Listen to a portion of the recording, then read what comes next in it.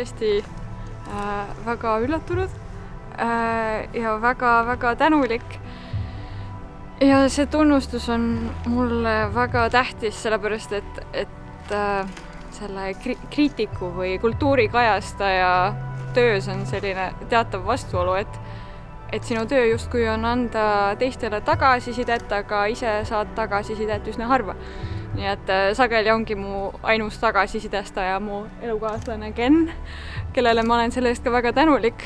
Aga ma olen väga-väga tänulik ka selle tunnustuse eest, sest ma võtan seda kui tagasisidet, mis annab mulle jõudu ja entusiasmi, et edasi tegutseda ja tegeleda sellega, mida ma armastan ja mille vastu ma tunnen kirge. Ja ilma, et ma nüüd pikemalt siia heietama jääksin, siis ma tahan öelda lihtsalt ka aitäh enda ülejäänud perele ja enda teatriteaduse õppejõududele, sest ilma nendeta ma arvan, et ma ei saaks teha seda, mida ma praegu teen. Nii et aitäh!